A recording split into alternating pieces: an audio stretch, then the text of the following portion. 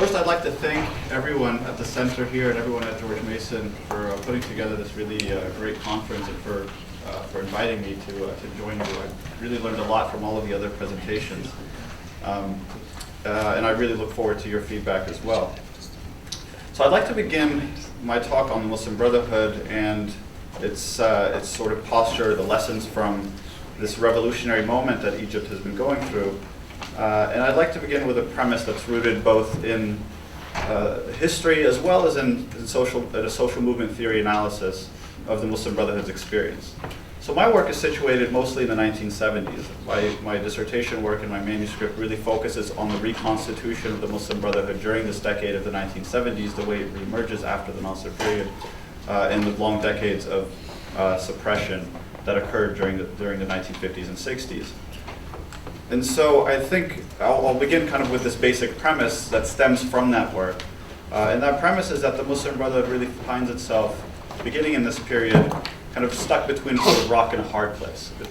It's attempting to reconstruct its message and reconstruct its organizational structure and hierarchy within dual challenges. The first challenge being this legacy of state repression that it experienced and witnessed going back to the 1950s, and the shadow of that repression that continues to loom large over the organization in the 1970s, even with the dawn of a new kind of political, social, economic era.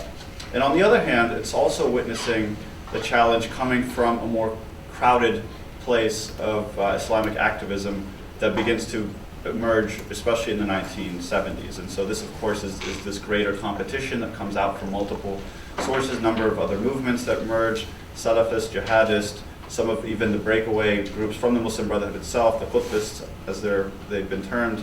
All of these different movements, even if you want to take it further to the Jama'iyya Shar'iyya or the Tablighi or some of the other movements, all of these, of course, are now posing a new challenge to the Muslim Brotherhood, which had previously completely dominated or monopolized the field of Islamic activism in Egypt, going back to the earlier periods. And so for now, at least for this period, it begins to face this new challenge. And I argue that it's those twin challenges that actually inform much of the decision-making for the Muslim Brotherhood going forward from the 1970s. And so I think too much emphasis has actually been placed on its ideology and its organizational structure, things I think that Ziad perhaps alluded to a bit yesterday in his talk, that for people who are only examining the Muslim Brotherhood on the basis of its ideology, which have actually demonstrated remarkable continuity across the decades and across the period going back 85 years, are basically looking in the wrong place. And so for people who are even attempting to explain the Muslim Brotherhood's posture and its decisions during and after the Egyptian uprising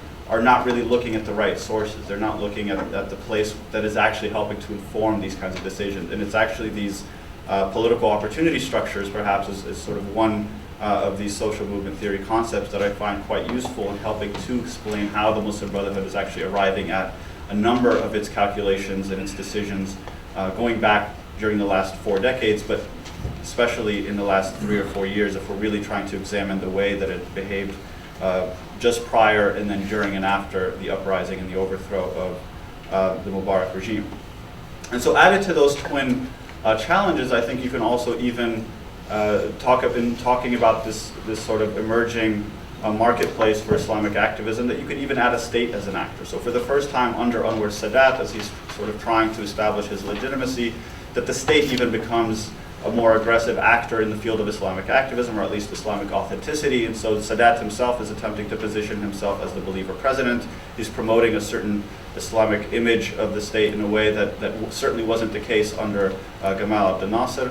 And this is something also that the Muslim Brotherhood has to contend with. And of course, we find that over the course of the late 1970s and especially into the 1980s, that all of a sudden the Muslim Brotherhood is beginning to act far more aggressively in terms of its attempts to accommodate the demands of the state.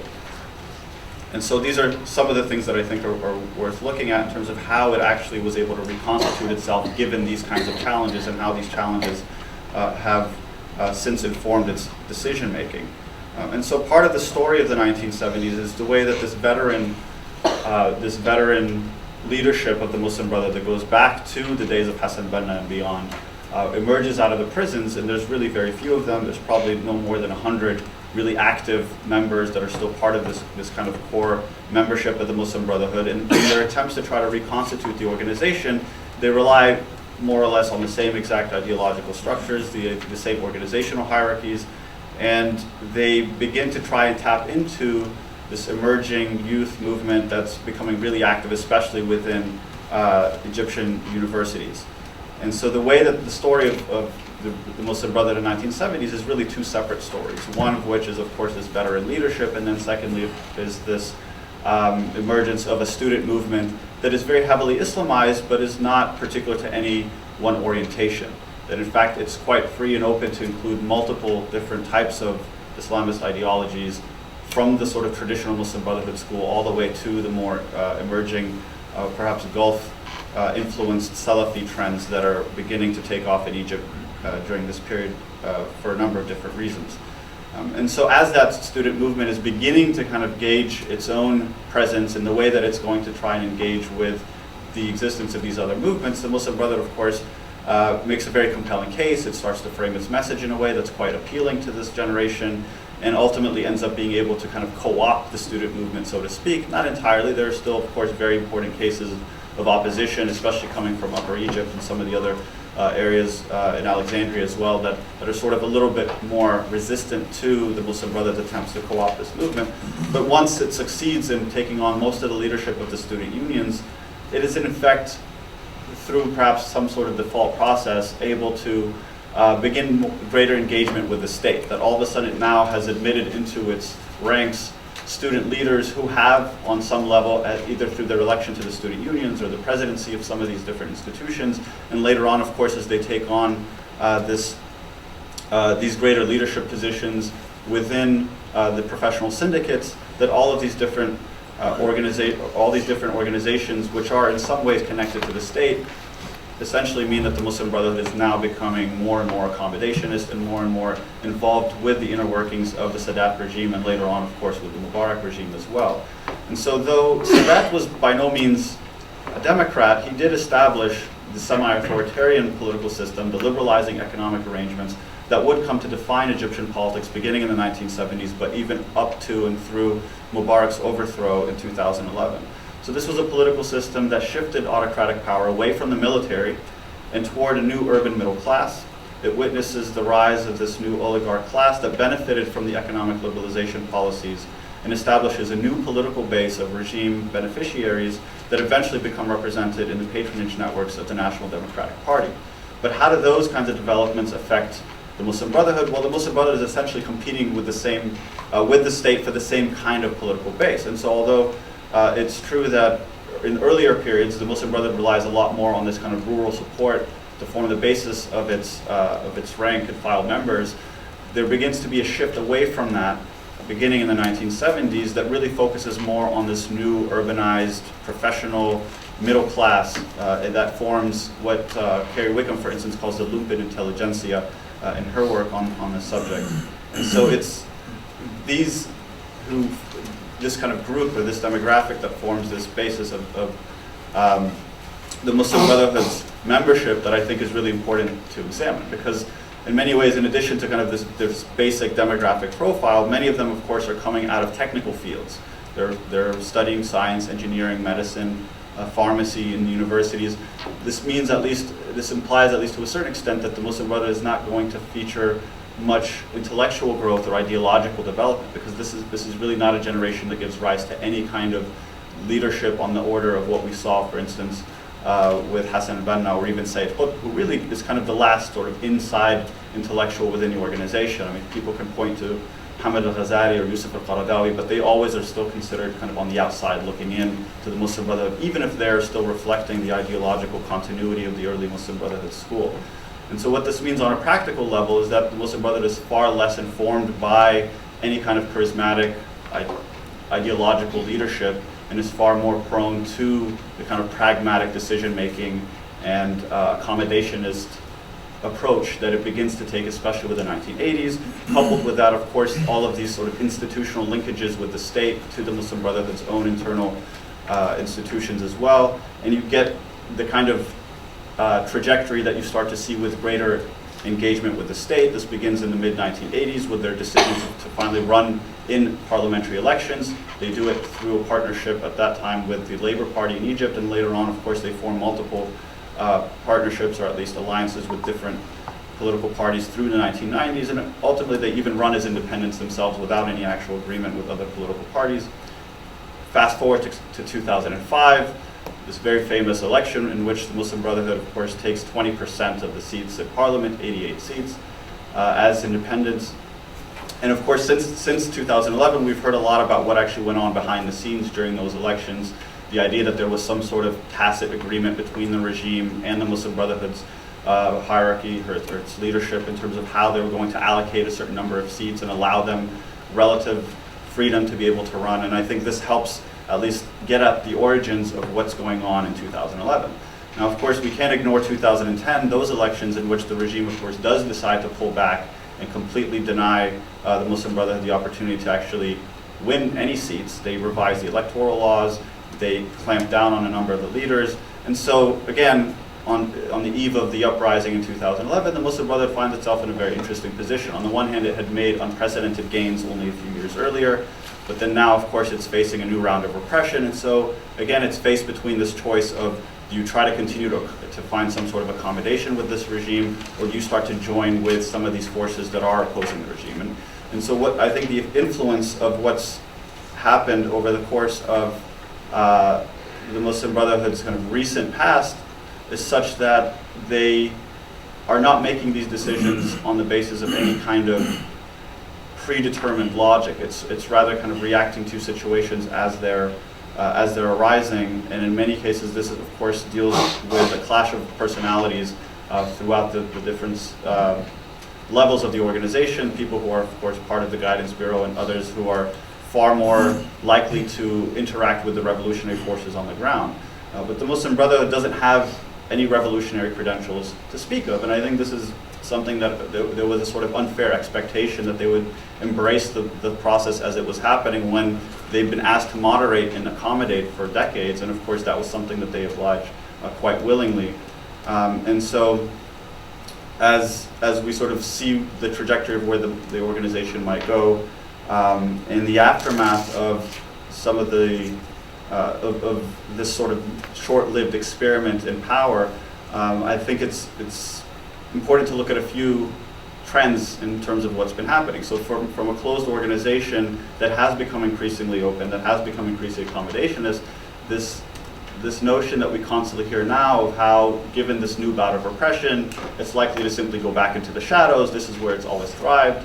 This is where it's always succeeded. I don't think that that's something that is necessarily true at this stage. I think that they've become increasingly public. They've exposed a number of their institutions, their informal networks as well as their formal networks, in a way that would allow repression at this stage to be far more effective and would not allow them to simply go back into the shadows as we continuously hear. I think this is something that will then force the organization to start making different kinds of calculations on the basis of where to take their mission from this point going forward. Now, there hasn't been much room or time for reflection given the severe nature of the repression as it's gone on since the events of June and July of this year. But for those few people who have had the luxury of reflection from within the Muslim Brotherhood, one of the things we constantly hear is that the organization was just not revolutionary enough, that they actually didn't go far enough in terms of their alliance with the more revolutionary forces within Egyptian society, that they were far more suspicious and closed off, and so that this emerges as one of the kind of biggest lessons, that they didn't actually successfully purge the state, that due to this continuous fear of the military, perhaps this is kind of the psychological consequence of decades of repression at the hands of the military, that of course they conceded far too much in their negotiations with the SCAF, and then later on, even after Morsi's election, the kinds of things that we've seen from the Muslim Brotherhood in terms of its constant deference to the privileges of the military at the expense, of course, of the revolutionary factions and forces within Egyptian society, that this emerges as kind of one of the biggest lessons. And so how is it that it could potentially forge any kind of a revolutionary mission for an organization that doesn't have that kind of legacy of revolutionary activity at any point in its 85-year history? Well, I think this is where it has to kind of emerge out of the kind of ideological and accommodation as pragmatic boundaries that it's established for itself over the course of just the last few decades, and attempt to really forge increased linkages. And I think this is where the role of the youth movement comes into play within the Muslim Brotherhood, especially when you consider the fact that the senior leadership has now all been detained and has been incapacitated, and now you have an organization that is essentially continuing to function without any sort of centralized hierarchy or leadership, but is continuing to resist and to protest against the actions of the military in Egypt. And so I think this will give rise, potentially at least, to a different kind of activism on the part of this youth movement.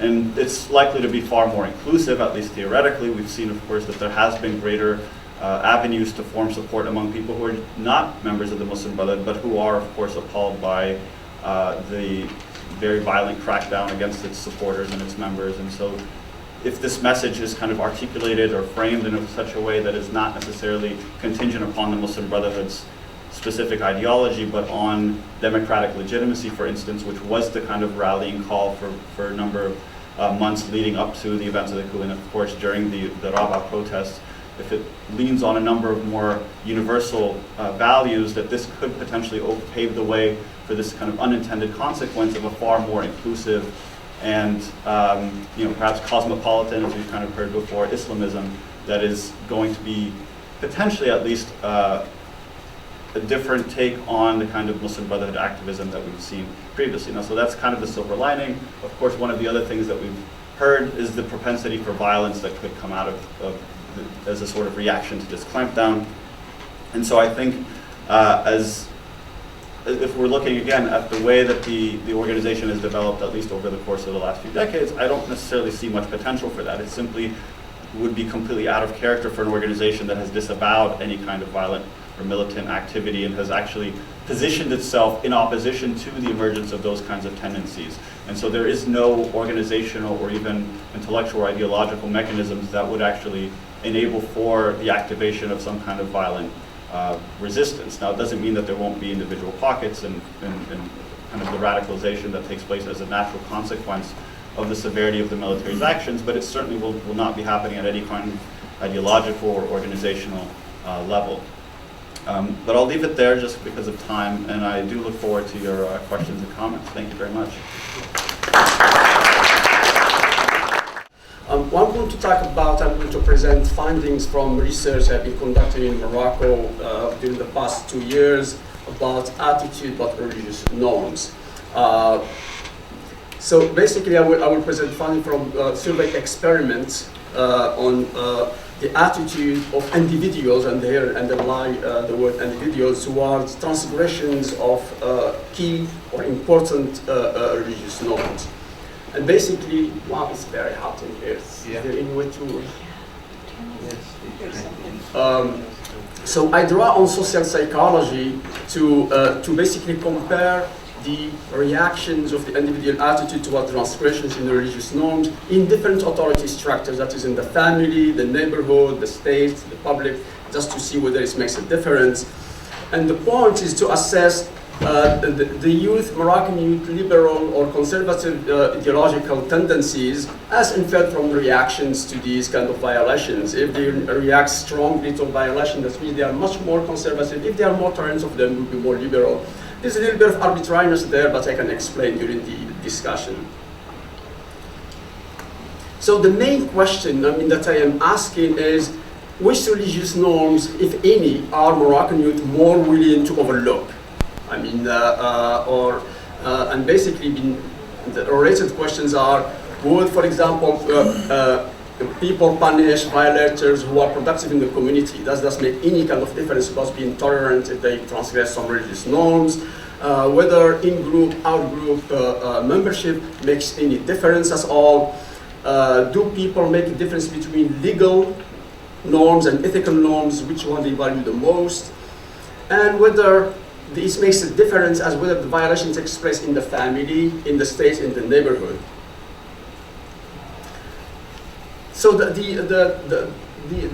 main motivation of the research is that we really don't know much about individuals. There has been no research in social sciences or in the history about individuals. I think it's It's completely, the individual is absent from our analysis, and that's really two major problems. I mean, there is no agency. Individuals are not assumed to have any kind of agency or autonomy. Everything individuals do is driven by collective considerations or structural constraints. Another problem is that there is an assumption about the internal coherence of norms. But individuals make choices and evaluate options on a routine basis on everyday life. Religious norms can propel us or push us in different directions. Wow, this is very. Sorry, I missed this. Turned on the heat full blast.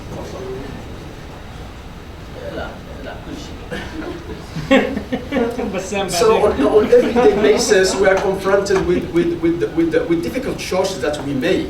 Religious law and ethics may not always be harmonious. Religious norm can command self-interest, but at the same time may reward altruism, working for the group or the family. Religious norms might foster bonds within the group, but at the same time they may create tensions with outsiders or prejudice. And religious norms might also conflict with secular state norms. I mean, that's something this can be very common. My sense is that individual Muslims, like in any other social group, might diverge among themselves. They don't all react the same way. I mean, they might diverge on which religious norms are the most important. They might, they may have different preferences between religious and social norms. They may have not agree on which religious norms or which command to follow. In case of ambiguous norms or if they are contradictory. So these are really important questions from political perspectives.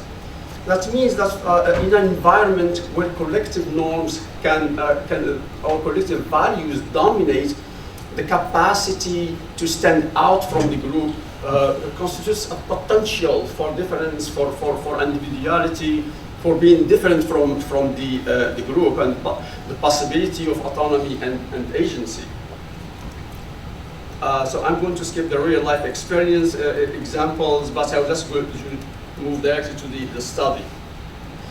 So the general assumption is that, I mean, we have in Morocco, we have been good collection of sociological studies about youth that have been taking place in the 1960s.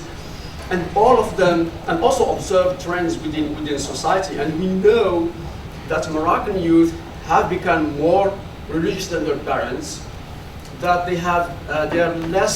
the religiosity is less anchored in traditional Islam, a little bit more globalized, and they are also more political kind of religiosity. So on the basis of these studies and just from observations on everyday life, I expect Moroccan youth to be generally adverse to the violation of religious norms than other norms, whether social or political. So here's the experiment, and I mean I should have explained that this for me this is really something new. It's interesting. It's not, I'm in political science department. It's not exactly my type of work. However, I was surprised to find myself actually really interested in this, and I don't do the technical statistical analysis. I have some other graduate students do them, but the research design, the whole experiment was very kind of interesting. So what I did, I framed or primed 5 different groups of students in social norms by asking them to fill some questionnaires that are really calibrated to either intensify certain social norms or to repress them. And they have 5. One I would call a negative control group, where the questionnaire has nothing to do with social norm whatsoever, nothing with Islam, nothing with the family, just about individual identity. A positive, what I call a positive control group, is one where the questionnaire is supposed to amplify the most militant, the strongest religious norms in the group. And in between, one questionnaire like to simulate norms associated with the family life, a second about national identity, and the third is about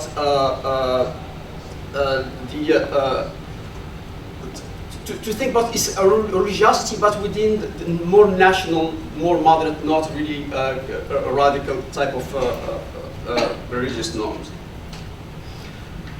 Once they read those questionnaires, the respondents were asked to respond or to pass judgment on certain scenarios where violations take place. Two scenarios involve violations of religious and ethical norms within the family, one within the family and one outside of the family, non-family related. Two scenarios involving violations of religious norms that are related to the Sharia, one within the family and one outside the family, and one violation of a norm that is not religious, not related to the family, just for some kind of government norm, just to see the difference that would make. So the findings I was very surprised by the findings. The first, I mean, the most important one is that individuals have very different kind of preferences, and there's great heterogeneity within the group. I mean, you have those who are consistently conservative, those who are consistently liberal, and in between the great majority who are inconsistent and they deliberate.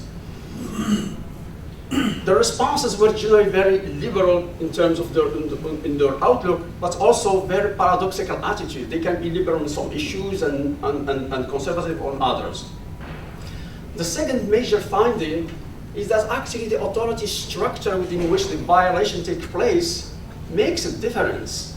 That it's not, the respondents are not consistently conservative or consistently liberal, but also it depends on where the violation is taking place.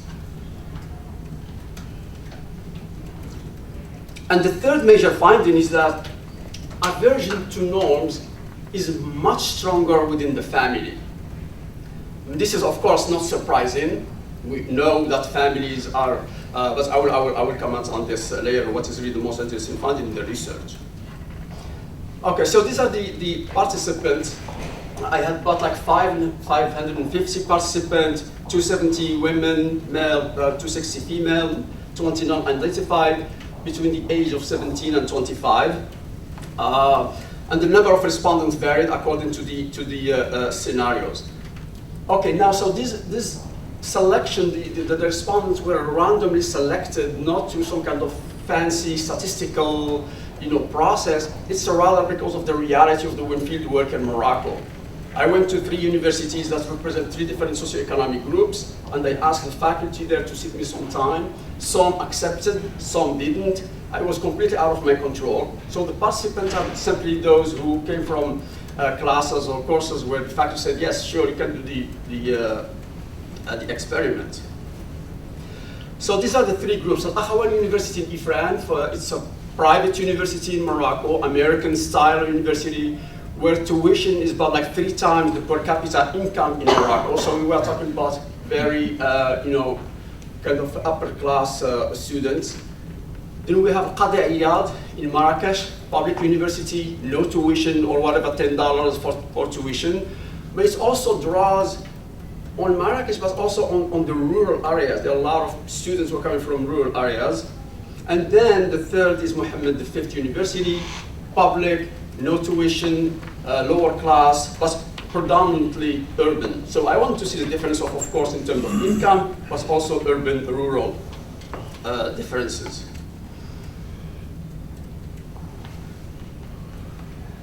Okay, so I'm not going to talk about the framing, because just to tell you now, it made no difference whatsoever, whether those who read the questionnaire about militant Islam or those who read, but it simply had no consequence to how they responded. So I'm just going to skip to get.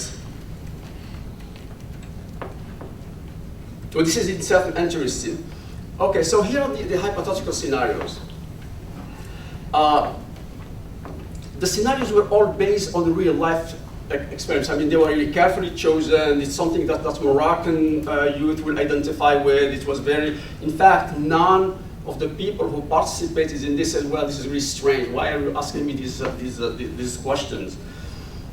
So the objective was to identify pattern of conformity and non-conformity with the religious norms, and to assess basically the liberal or conservative ideological tendencies according to each scenario, and whether it makes a difference if you are from urban, or if you are rich, or if you are from, or the violation is taking place within the family or outside the family. Okay, so these are the scenario, the religious ethical norms of, that I presented. In the non-family case was that a court in Marrakesh, in the old Medina of Marrakesh, closed a medieval 14th century synagogue because the neighbors complained that there are too many tourists coming to visit the synagogue, that it is an invasion of their privacy, and that they should be shut down. And the court indeed decided to close the synagogue. The family related is that the scenario that I gave was an unemployed graduate decided to take a job. He got a job offer from the United Arab Emirates. He has been unemployed for 4 years. His parents are elderly. They are not feeling well. And he decided to take that job opportunity because the unemployment rate among graduates in Morocco was like 39%. So it's kind of a difficult choice. So this is how the participants responded to closing the synagogue. The blue will be like the liberal, meaning they are against the closing of the synagogue. The brown is the conservative, saying yes. I mean, if the community is concerned, they should close down the synagogue. And there are some who did not respond. Now compare with the other scenario, which is the relation to the family. We already see here a difference, that even with the problems of unemployment, even with the problems of of career, a lot of the respondents were against or opposed to the idea of the young graduates leave the country and take a job abroad. And the differences statistically are huge. I mean, I'm not going to go through them because they're too technical, but there are significant differences. The other scenarios are more related to the Sharia or canonical norms. The non-family scenario is that, I said, well, there is this member of the parliament. He declared in the media during an interview that he was an atheist, that he does not fast Ramadan, and that the member of his party decided to throw him out of the political party because now he's becoming political liability. Do you agree or do you disagree with the political party's decision to throw out the member of the parliament? And this member of the parliament he has been fighting for the social rights of the people, and so what do you think? And the family-related scenario was a woman, a Moroccan woman, Muslim, decided to marry. She's 21 years old. She decided to marry a non-Muslim European against the objection of her father. And she persisted, and she did get married. And so what do you think of her decision? So here is the response to the member of the parliament who said publicly that he does not fast in Ramadan and that he's an atheist. It's overwhelmingly liberal. I mean, that's the number, the blue again. A lot of so you can see the difference. I mean, between the for non-family, the non-family scenario, there is much more of a liberal response to the violation, if clearly a key religious norm. And here is the reaction to the woman getting married. I mean, it's clearly very, very conservative rejection. And I understand here this is not only just like Sharia, but it's also a question of gender.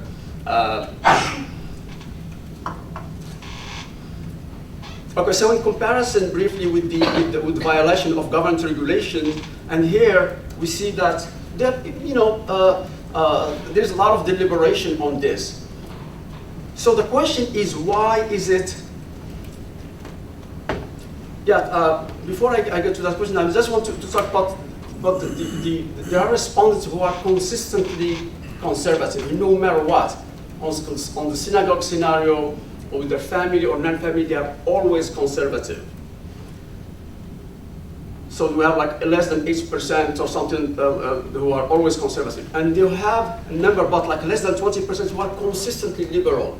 They say yes to the synagogue to stay open, yes to the member of the parliament who is an atheist to still represent me, and yes to the student who will go abroad and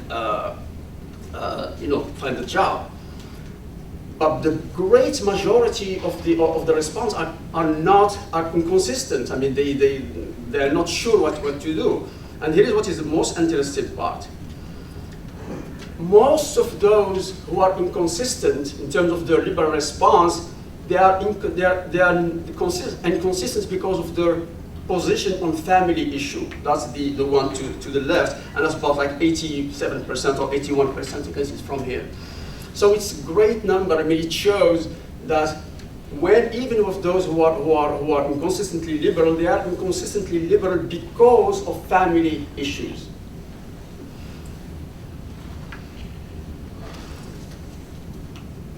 Okay, so I'm just going to move briefly to the remaining questions and problems.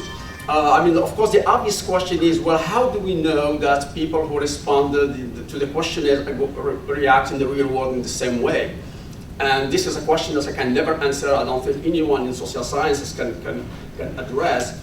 However, last summer I did, the problem here is that whether, because the questionnaire was individually administered. You sit and you respond, and of course the problem with norms is group pressure. Whether if you are in front of 3 or 4 others, you are going to respond to be as liberal as if you are by yourself. So what I did this in the summer, I had focus groups in 9 or 10 focus groups in Morocco throughout different small towns that basically represents the third group of my sample, poor, rural, and I organized focus groups with at least 3 or 4 present. I mean, in general, there were like 7 or 8. And they did exactly the same scenarios. So right there in front of their peers, they knew each other, so group pressure was there. I mean, if you say that you are for for an atheist to represent you, then you have to account for it. And the interesting thing is it made no difference that the results of the focus groups were almost the same as the result of the questionnaire that were administered individually.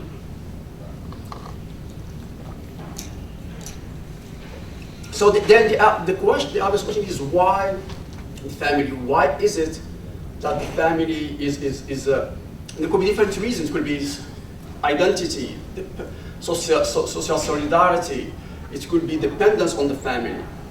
But the interesting thing is that those who are more dependent on the family were more likely to say that the unemployed could go to get a job abroad. I mean, all of those who are at Al-Arian University, they are dependent on their parents for tuitions, they depend on their parents for cars, for consumer goods, and those who are coming from Marrakesh, I mean, most of them probably, I don't have unfortunately that information, this individual information, come from parents who are very poor, probably not educated even. They are much more willing to say, well, we're going to go and leave our parents behind. So it is not just a question of we only depend on the family and therefore there's a security issue. I think there is much more going on. One last point before I conclude was just that when I administered the questionnaires, I just didn't give them the option to say I agree or disagree. I asked them to justify their choices. And that is part of second paper that I'm working on, and there is really great interesting ethnographic material there. And the pattern that I see is that it's almost like we are talking about different semiotic fields when we talk about family, politics, and even Sharia. When people talk, when the respondents write to justify their preferences, but in family issues, they almost use different language. And that language is less deliberative, very much quoted from some inherited wisdom, sometimes directly from the Quran, whereas in other areas, there's, well, on the one hand, the parliament members depend on the rules of the political parties, depend on this, on that. There's a much more process of deliberation. So I can see that if the language itself is very revealing of why the family might be constraining in terms of agency and autonomy. So I will stop there.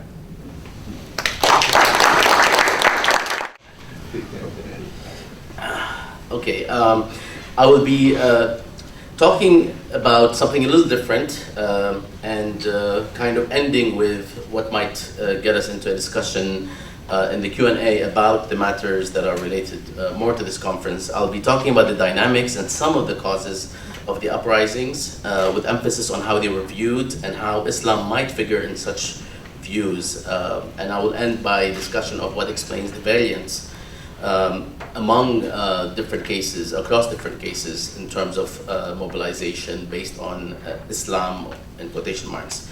My quintessentially undramatic claim generally is that people revolted across the region primarily because of the continuing lack of basic rights, freedoms, and opportunities, and because of the presence of oppressive regimes that took away these rights and with time took away people's dignity too.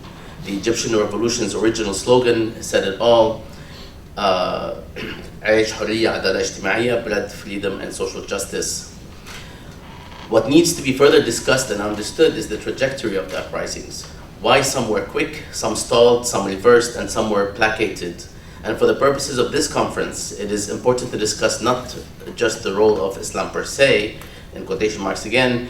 I am not sure if there is such a thing as the role of Islam actually, or an Islamic tool, but also how people viewed and or used Islam in mobilizing or mobilizing others. And what explains the variance, as I just suggested, even if the idea of the variance in Islamist mobilization is itself inaccurate and contested. Much has been written about the uprisings, of course, and from a variety of perspectives. Many of these perspectives, in my view, are outside in, proceeding from the concerns of the author, not those of the participants in the uprisings, which also complicates our discussion of the question of Islam altogether. Moreover, most perspectives treat the uprisings as one event and apply the terrible misnomer Arab Spring. It is no wonder why many readers and observers remain in the dark, confused, or pessimistic. Worst still, many of us have tuned out as the colorful narrative descended into complexity, messiness, violence, coups and counter-coups, and more. A note on what I call the pessimistic turn in viewing the uprisings, which animates how the discourse shifted. To be sure, the uprisings took everyone by surprise early on. Reports, analysis, and writings on the uprisings in the United States, for instance, during the first few months spoke of masses that defied authoritarian rule by going to the streets and risking life and limb. The images were compelling. Here in the United States in particular, there was no pre-designated location or space in the collective mainstream discourse to put these images. So they floated for some time unanchored and under-theorized or untheorized, or not properly theorized. The events and the images were simply reported as new, promising, and good nearly across the board, with few exceptions in government, media, academia, and even pop culture. Even Fox News could not malign the Arabs at first. Reverberations of the Arab uprisings, mistakenly again dubbed Arab Spring, were witnessed and reported as such worldwide from Wisconsin to Portugal. However, no sooner than the uprisings and their consequences became messy, chaotic, and violent, especially when the victims were non-Arab, and when Islam started to figure as a mobilizationary tool, we began to detect a different trend that actually had started to rear its head even prior to the September 2012 incidents in Libya involving the attack on the US Embassy. This trend gradually did away with the euphoria and the actual mass mobilization against dictatorship and focused instead on a selective interpretation of the content of these uprisings, as though to take a second skeptical look that renders the unfamiliar familiar through reinterpretation. Often analysis and reporting in mainstream media went full circle back to square one to interpret the meaning and content of the uprisings through the good old cultural and reductionist lens, a lens that essentialized Arabs, Arab culture, and Islam. The uprisings were still uprisings, but according to growing trends in mainstream media, the motivations and goals became increasingly suspect. According to the changing narrative, the uprisings were motivated by problematic goals that ranged from exclusionary ideologies to sectarianism and tribalism. The goals were considered equally problematic, ranging from some Islamist end embodied in an Islamic state to various primordial formulas always couched in something seemingly incomprehensible, yet familiar when it comes to things Arab or Middle Eastern or Muslim. Ironically, when actions, outcomes, and events in the region are incomprehensible, many observers feel more at home with that. When unfathomable, the Middle East or the Arab world and Islam can make much more sense to proponents of the dominant discourse on the region. I'll start, therefore, with sort of a constellation of the what I call the spurious explanations, the fast food, McDonald's-like approaches that seem sound or tasty at first. These kinds of explanations actually make a lot of sense if you don't think about them. That was a joke. It's instructive to, in my view, to debunk these facile explanations. I'll list some of them, and then I'll talk about a sort of an alternative way to look at some of the dynamics and causes of the uprisings, and I'll end with the variance that refers to the question of mobilization and Islam. We're going to skip the units of analysis. Spurious factors and causes. The first factor is the youth explanation. The youth explanation refers to how this revolution is a revolution of the youth and by the youth, and those youth are with no opportunities. This explanation jettisons the participants, that the participants were actually a cross-section of the population, and the disproportionate number of the youth in the forefront is perfectly natural, especially considering the demographics of the region. In other words, it is also the uprising of the non-youth. Second, the educated middle class explanation. And a lot of these explanations, by the way, depending on what you're looking at and what you're reading, have been incorporated in discussions about the uprisings in relation to Islam.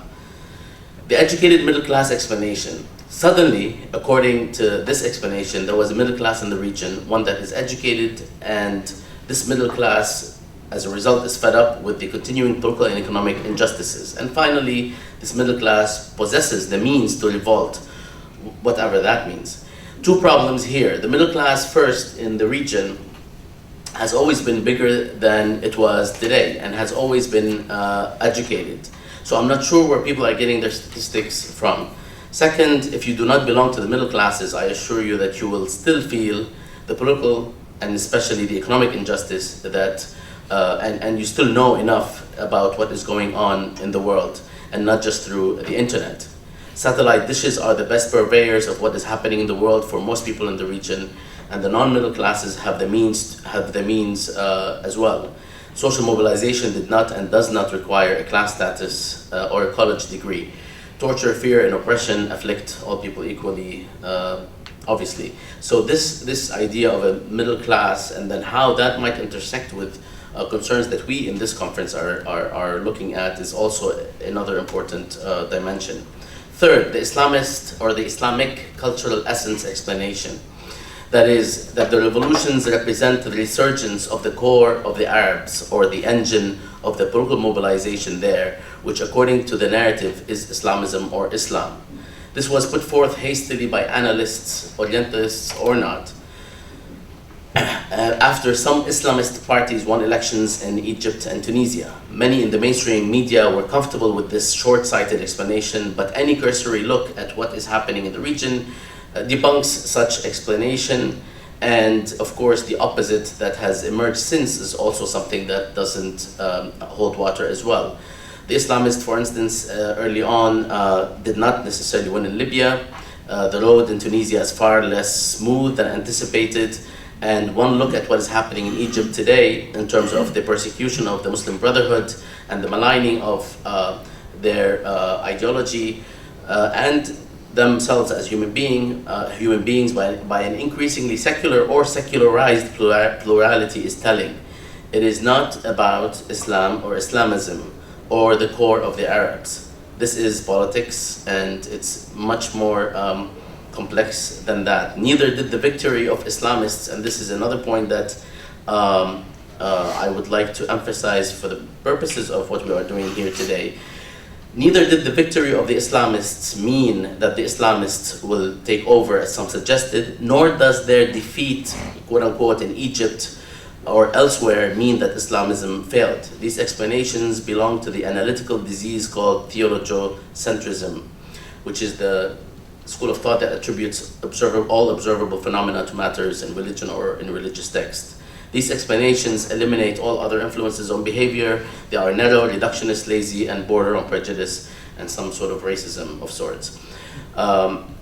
The reason I wanted to emphasize this particular cultural essence explanation is that based on what is written in the region and what is read and circulated, there is this idea early on that, look, the Islamists are taking over, and it becomes a question of, in my view, a social or cultural question that reflects people's attitudes towards Islam.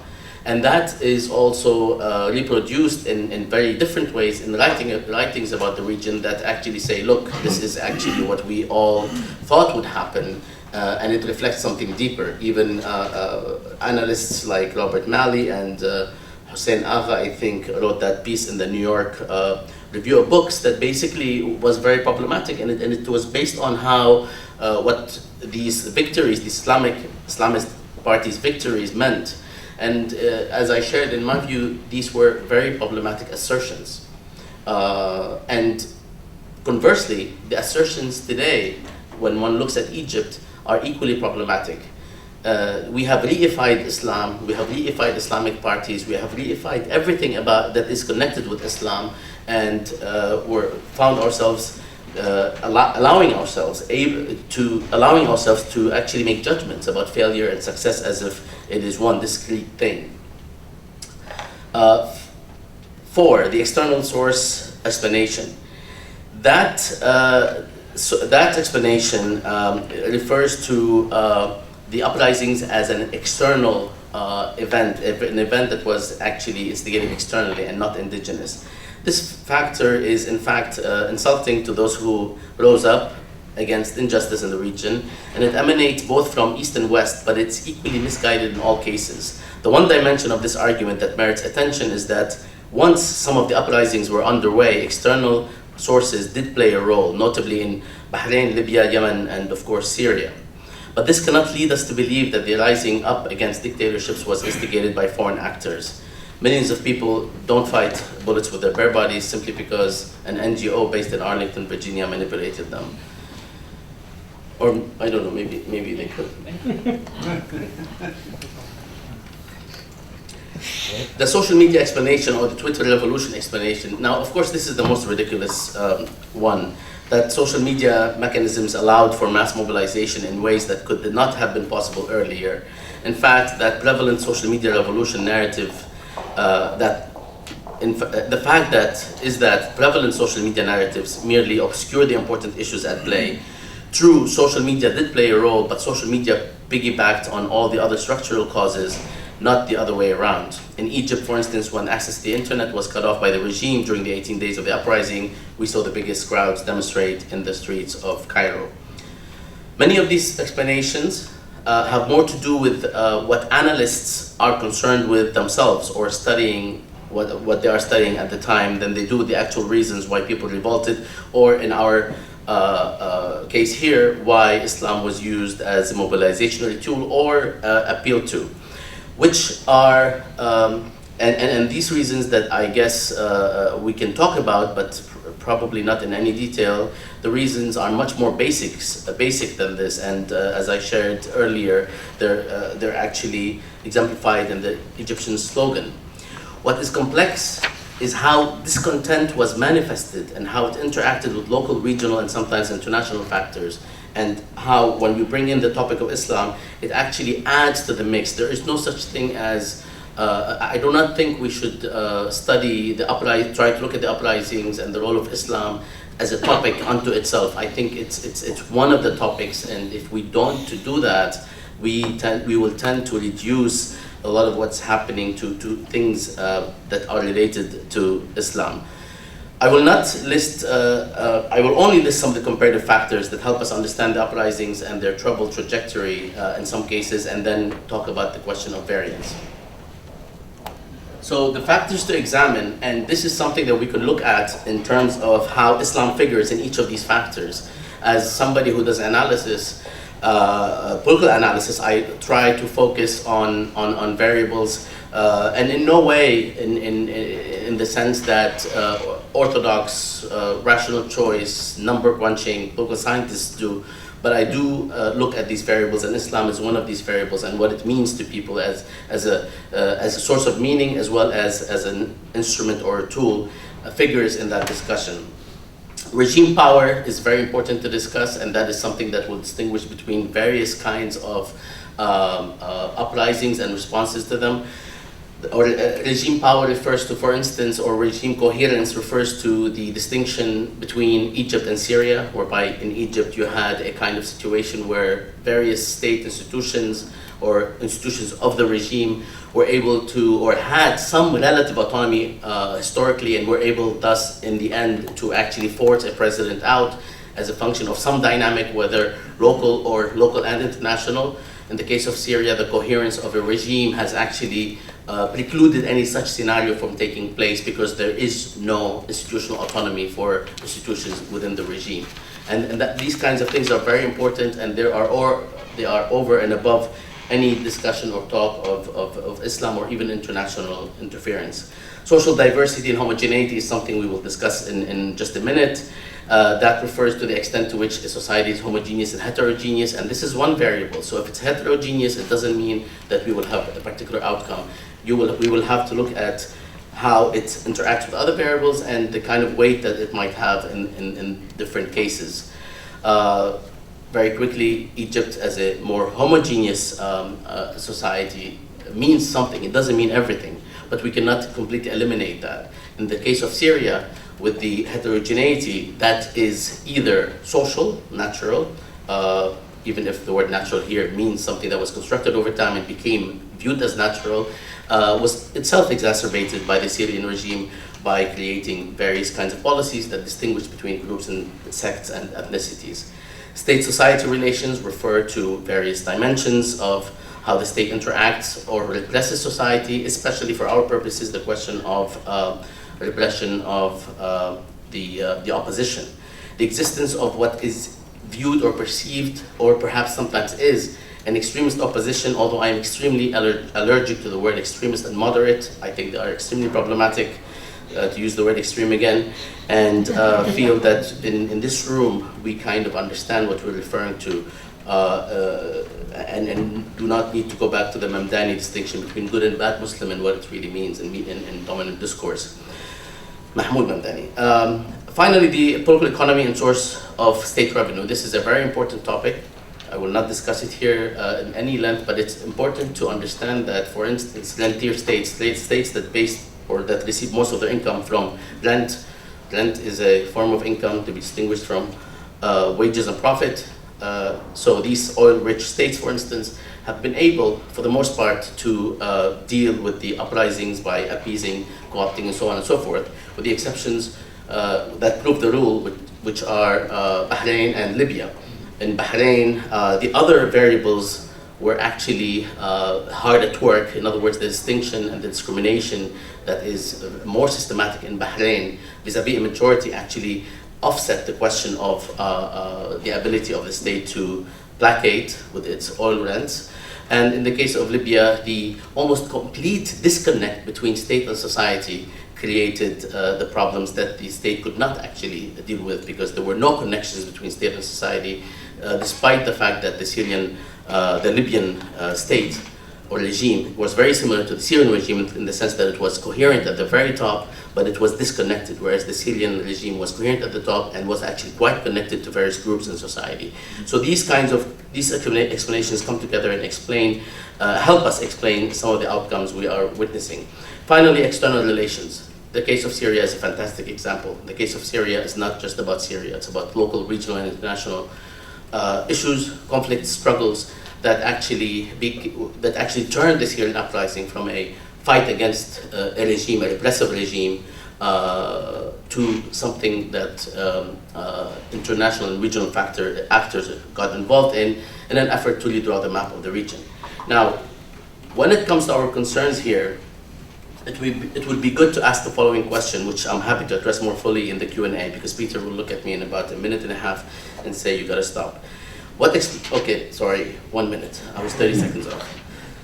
What explains the various across cases in terms of Islamist mobilization? Put quotation marks wherever you like. We're not going to discuss explicitly the case of Syria, the case of Egypt, and so on, but we will discuss quickly those kinds of topics or areas of research or variables so that we could perhaps start a discussion. There are no quick answers, but there are these areas that I think would be good to address, and I purposely put ... on number 6 because there might be other factors to discuss. First, in the case of Islamist mobilization, the history of state opposition dynamic is extremely important, specifically level of repression and the extent to which there is something called establishment Islam that the state was able to create and kind of, reduce the intensity of the opposition.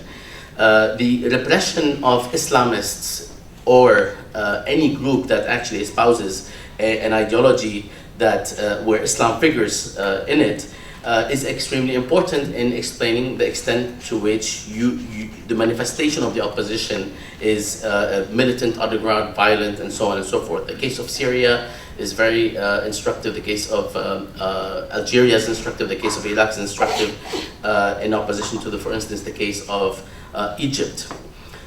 Legacy of Islamist activism and mobilization, which flows from the first variable. It's important to look at the question of how Muslims interpreted their world and how they were able to make, do, or maneuver within the context in which they were placed based on their ideology or their values, their trajectories, their schools of thought.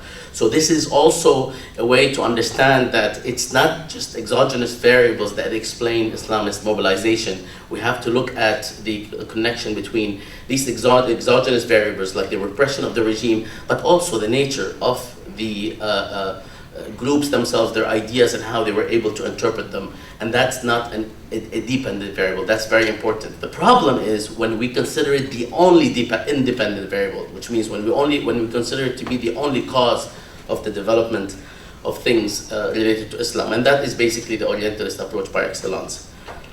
The opposite, of course, tries to eliminate the independence of such variables. Third, social, sectarian, ethnic diversity and heterogeneity. The case of Syria is extremely instructive because of the deep difficulty in going one way or another in the case of Syria. Perhaps some people say without using brute force at the top, but the existence of various sects, religions, and ethnicities, and add to that the exacerbation of all these factors by a regime that knows exactly what it was doing when it was actually supporting certain sects, certain groups against others, creates a much more complex situation, which sometimes pulls the rug from underneath groups that want to push for moderate, and again, I'm allergic to this word, but in this room I think it works, from a moderate manifestation of Islamist mobilization. Hence, in Syria, you see an extremist, secularized entity now fighting what is called ISIS, which is the Islamic State of Syria and Iraq, which Al-Zawahiri just called excessive and extremist, which is very interesting. Zawahiri from Al-Qaeda. So, not the other guy in the Egyptian movies. So, the external interference and support variable, and this is the one before last, and then we'll be done, and that is, in my view, a very important factor that also is connected to the question of Islamism, but it's over and above Islam or Islamism or anything of the ideological sort, so to speak, unless it has something to do with the balance of power in the region. The cases of Libya, Syria, and Bahrain are extremely instructive in how things proceeded. And we can talk about this for a long time, and it's something that should not be presented in its maximalist version. Otherwise, we would believe that these uprisings are conspiratorial, and we will rob the people, the indigenous people, from agency. But ignoring it because we are skeptical of of the talk about imperialism is also very problematic, which means we have to actually do the work.